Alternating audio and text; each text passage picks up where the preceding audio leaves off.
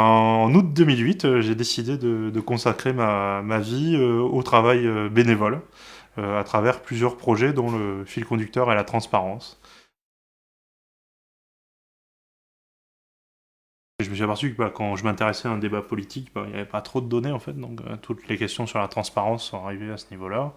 J'ai commencé à essayer de découvrir qui se battait déjà dans ce domaine-là, donc j'ai trouvé Regard Citoyen. J'étais invité à faire partie de l'association. Donc Regard Citoyen est une association qui travaille sur tous ces sujets-là, en maintenant donc très actif sur son compte Twitter pour aller faire remuer un petit peu tous les bouts de l'État qui sont assez souvent sur Twitter maintenant, donc c'est un moyen de communiquer avec ces gens-là et de les faire réagir. Ensuite, on est invité à des réunions pour parler effectivement de l'ouverture des données. Je suis les discussions, je vais rencontrer des élus un petit peu localement, nationalement, j'essaie de mettre en relation avec des associations que je connais, j'en parle, c'est pas un sujet très connu. Il y a beaucoup de Twitter, hein, vous verrez le compte Twitter Regard Citoyen, on houspille tous les députés, etc. Et là, tu as dit que tu avais fait ça, et où sont les données, et plop, plop, plop, plop, plop, etc., etc. Donc voilà, donc on est invité hein, aussi, parce que bon, là, c'est des gens, on a une expertise sur l'ouverture des données, comment il faut le faire. Si on veut qu'il y ait un débat démocratique, hein, que ce soit là, le public ou le public informé ou même les députés, hein, parce que les députés ont les mêmes problèmes d'accès à l'information que les citoyens. Ils en savent pas beaucoup plus que nous sur ce qui se passe vraiment à l'intérieur de l'État, à part dans des domaines très particuliers. Donc voilà, donc là effectivement c'est quelque chose où la démocratie peut s'améliorer, je pense. Avec un accès plus régulier et une publication plus régulière de ces données-là. Alors, par exemple, il y a l'aéroport Notre-Dame-des-Landes, il y a des batailles de chiffres, etc. Mais il y a peu d'informations en fait. Quand on regarde vraiment qu'est-ce qu'il y a derrière, tous les chiffres sur les transports, quand on voit les rocades qui sont saturées, on dit voilà, il faut faire un tramway. Bon, je trouve ça très bien les tramways, mais honnêtement, je ne sais pas éclairer mon choix en disant, bah, effectivement, ce tramway-là, il va résoudre un problème de circulation pour tant d'argent. Alors peut-être avec tant d'argent, on aurait pu faire beaucoup plus de voies vélo ou des choses comme ça, qui aurait peut-être aidé plus de gens à faire du transport, mais moi, j'ai pas les données. Je peux avoir une opinion, mais elle n'est pas très informée, on va dire, sur le sujet par rapport à des gens qui ont ces données-là et qui sont actuellement dans la technocratie et qui partagent pas ces informations-là avec le public. Avant, ils pouvaient pas, parce que c'est trop volumineux, trop difficile. Maintenant, ils peuvent. La question, c'est est-ce qu'ils le feront ou pas. Voilà. Le fil conducteur est devenu la transparence, alors que ça l'était pas vraiment au départ. Enfin, c'est pas en disant, en sortant de l'école d'ingénieur, voilà, la transparence c'est la chose importante. Enfin, le mot n'existait pas dans mon esprit à l'époque, mais c'est juste qu'au fur et à mesure d'avoir pris le temps de réfléchir, de regarder voilà comment sur tel ou tel problème ou tel sujet dans la société, on peut arriver à changer les choses, ou on doit changer les choses, ou etc.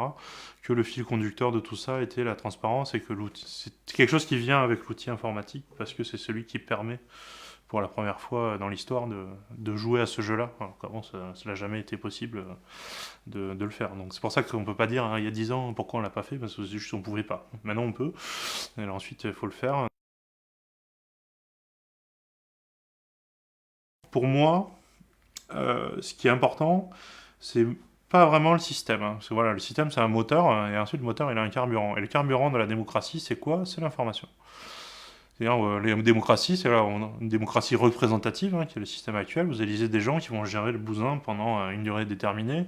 Et s'ils ont vraiment fait un trop mauvais boulot, vous prenez le suivant et vous le mettez dehors par un vote sans avoir besoin d'aller tuer des gens dans la rue.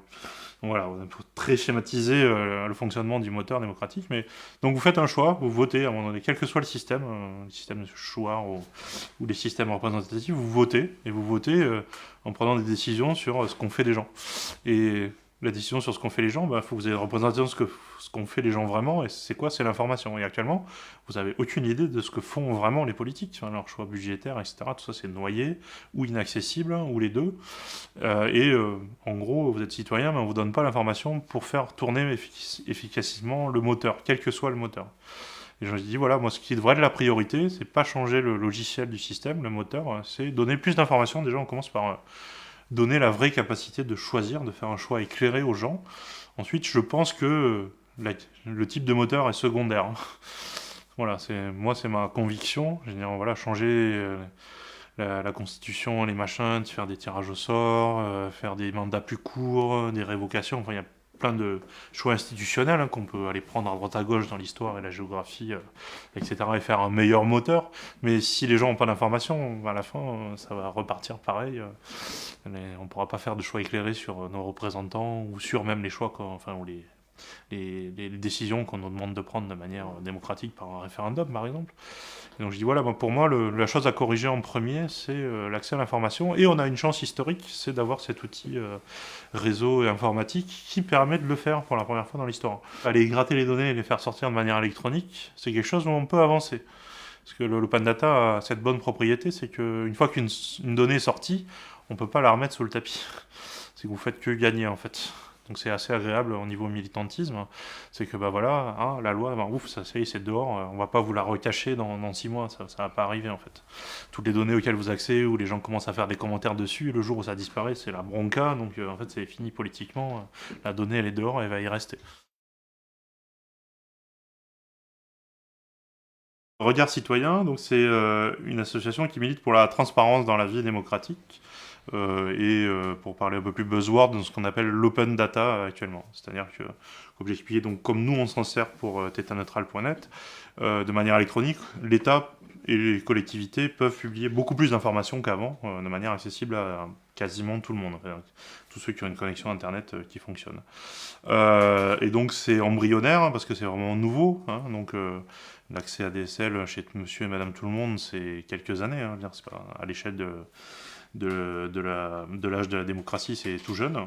Donc il y a des pays qui s'y mettent, en France aussi il y a un mouvement, et donc cette association-là, Regard Citoyen, milite pour, voilà, à chaque fois on va voir les politiques, hein, on va voir les villes. Donc qu'est-ce que c'est que l'association? C'est du temps libre des gens pour aller écrire des logiciels, pour aller mettre en forme ces fameuses données, aller discuter avec les élus ou les administrations, voilà, et on a un serveur informatique ou deux là où on met notre site, quoi. Donc c'est pas des choses où il y a beaucoup de frais. Ensuite, il y a dans le fonctionnement actuel de l'association, il y a effectivement une dominante technique, hein, donc il y a beaucoup d'informaticiens parce que voilà, pour les données électroniques, c'est de l'électronique, donc il faut traiter. Mais il y a aussi des gens qui sont pas spécialement électroniciens, mais qui sont plutôt juristes par exemple, qui nous filent des coups de main précieux, ou qui connaissent bien les marchés publics, ou qui ont des domaines de compétences particuliers, qui peuvent nous dire la pertinence ou pas de telle ou telle donnée qu'on va demander. L'association, alors, son mode de fonctionnement est collégial, c'est-à-dire qu'il n'y a pas de conseil d'administration, tout le monde est au conseil d'administration pour simplifier. Et c'est, en anglo-saxon ça s'appelle une douitocratie, c'est-à-dire en fait c'est ceux qui font, si vous venez de nous rencontrer de manière, enfin, sur nos outils de travail, à partir d'un certain temps on vous proposera de faire partie de l'association, voilà, donc il ne changera pas grand-chose à ce que vous faites en bénévole, mais voilà. En 2011 par exemple, avec quelques autres associations, on a signé un appel à la mairie de Toulouse pour publier des données électroniques qu'avait la mairie de Toulouse, qui a ouvert un portail dit Open Data, dans lequel ils ont mis des cartes. Ces cartes-là, elles ont servi à OpenStreetMap, par exemple, donc il y a un projet de cartographie libre, qui, grâce, voilà, on a expliqué à la mairie de Toulouse, enfin la communauté de communes plus exactement, qui s'appelle Toulouse Métropole maintenant, que en choisissant une certaine licence, ils pourront permettre la reprise de ces informations dans des projets collaboratifs. Et ils nous ont entendus sur ce point-là, et donc par exemple sur OpenStreetMap, vous avez de manière très précise tous les numéros de rue à Toulouse parce qu'elles ont été fournies par la mairie sous une licence adaptée pour qu'on puisse la réutiliser dans des projets participatifs.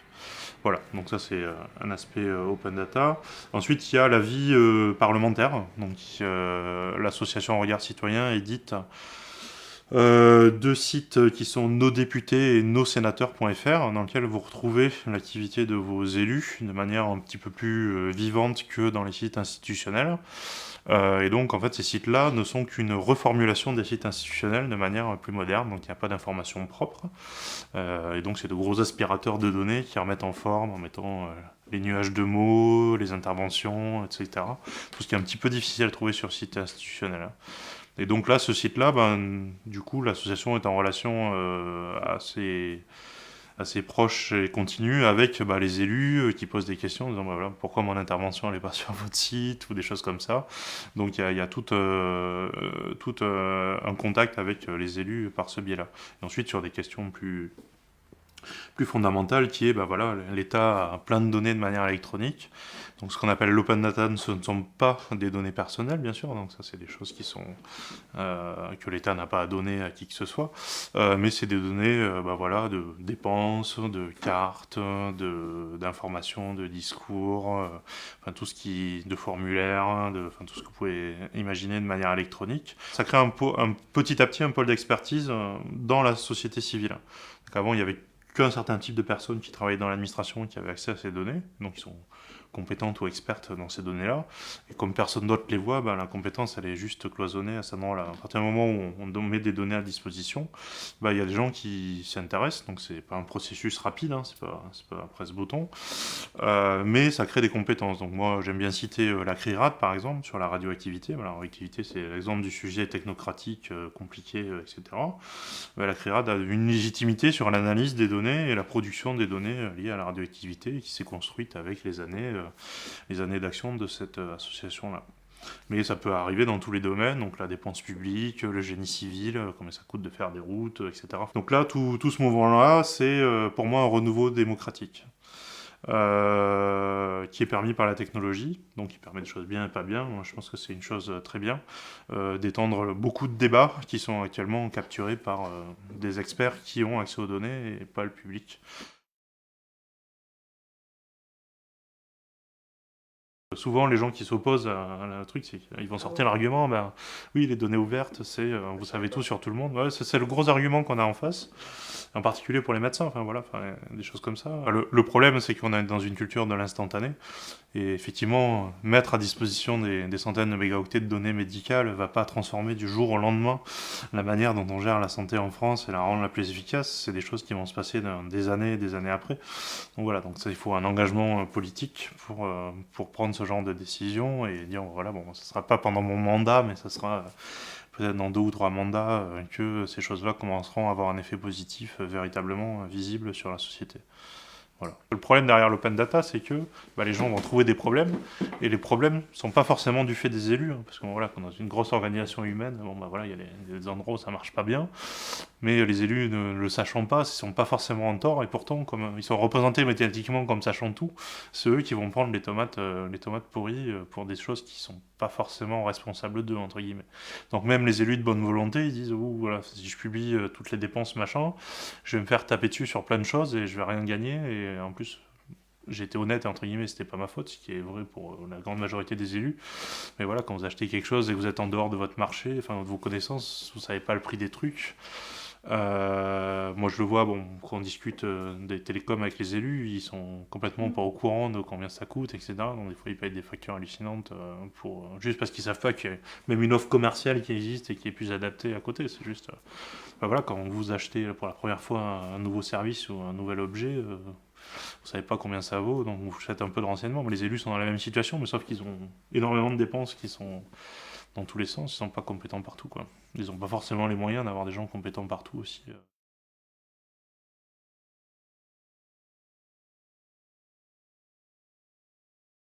Par exemple, il y a relativement peu de villes en France dans lesquelles vous pouvez avoir juste les comptes rendus de conseils municipaux, qui sont un petit peu la base de la vie locale. Bon, il y en a qui le font, mais il y en a d'autres qui le font pas, soit par manque d'envie, soit parce que ça coûte très cher, soit etc. etc. Donc ça, il faut faire comprendre que tout ça, c'est un intérêt. Les dépenses publiques aussi, bon, vous avez des bilans comptables, mais un bilan comptable ou un budget public, c'est pas facilement compréhensible par les citoyens. C'est des données agrégées avec des critères un petit peu obscurs. Par contre, comprendre la liste des dépenses, ben voilà, on a payé 2000 € pour mettre de l'éclairage public, un banc, on a refait les murs de l'école, etc. Ça permet d'avoir des informations relativement précises. Et puis aussi, par exemple, si on se dit, ben, il y a un problème, c'est la corruption, en regardant les prix des contrats, etc., si le banc il coûte 3 fois plus cher que la commune d'à côté, il y a peut-être des questions à se poser, etc. c'est un domaine où, par exemple, donc il y a en discussion ce qu'on appelle le décret Sunshine, c'est-à-dire de publier ce que verse l'industrie pharmaceutique aux médecins et décideurs. Voilà. Donc ça, c'est quelque chose de très sensible, hein, parce que c'est beaucoup, beaucoup, beaucoup d'argent, qui est actuellement à peu près complètement opaque. Donc il y a certains pays qui ont décidé de publier là-dessus.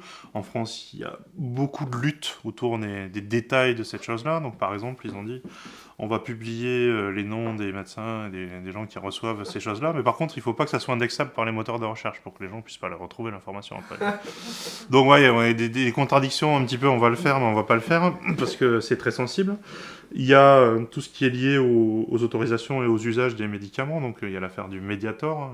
Qu'est-ce que c'est que le Mediator? C'est juste que voilà, à un moment donné, il y a Madame Franchon a dit au public, voilà, enfin là il y a un problème statistique lié à l'usage de ce médicament, dans le sens que voilà, il y a des gens qui ont des complications, ce médicament est trop prescrit en dehors de son domaine de prescription, etc. Et c'est une étude quantitative des données qui a permis de faire exploser le problème au public, et donc il y a l'affaire Servier est en cours, Monsieur Servier est décédé maintenant, mais donc il a mis le point là-dessus. Et là, la question qu'on se pose, voilà, c'est qui décide quel médicament on peut vendre, comment ça se passe, comment est fixé le prix, donc combien on gagne, il y a le système des brevets derrière. Donc dans les pays riches, on peut payer le médicament, mais dans les pays pauvres, ils peuvent pas. Donc il y a plein de questions qui sont liées à des données. Ensuite, voilà, on prescrit trop d'antibiotiques, on prescrit pas assez de génériques, pourquoi, etc. Donc tout ça, pour participer au débat, il faut avoir des informations qu'on n'a pas forcément actuellement. Donc pour répondre à ta question, voilà, au moment où le gouvernement doit prendre une décision de santé publique, etc., actuellement, il n'y a que la sphère technocratique qui a accès aux données, qui peuvent dire effectivement il faut acheter à tel prix tant de millions de masques, parce que, bon, effectivement, si ça déborde, si on les a pas, on va être embêté. L'efficacité des vaccins, voilà, il y a des études, qui a accès, qui les a faites, est-ce qu'elles sont adaptées, etc.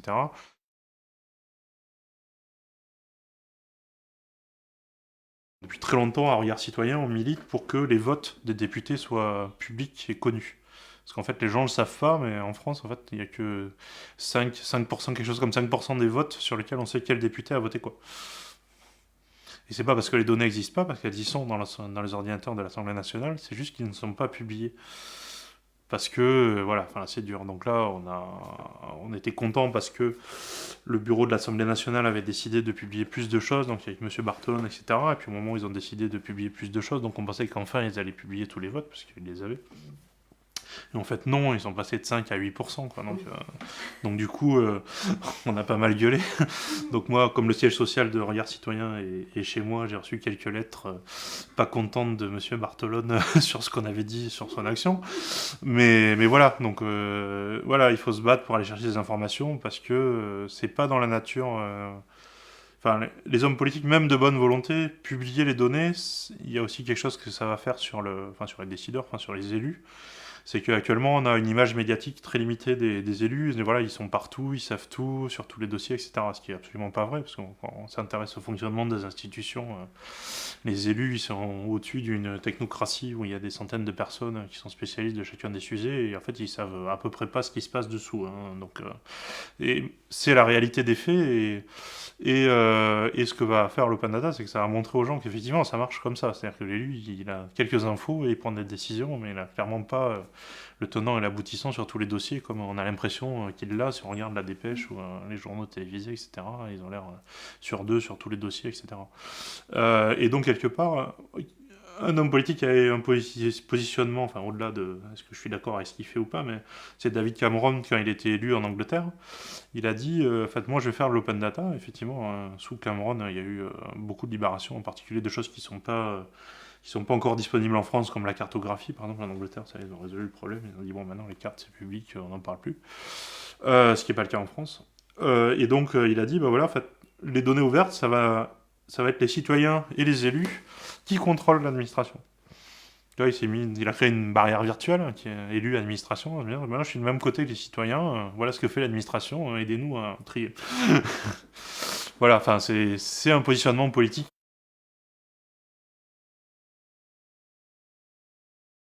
Tout le monde connaît la vision Bing ou Google Maps, les photos satellites de la ville pour se promener dessus sur votre écran d'ordinateur.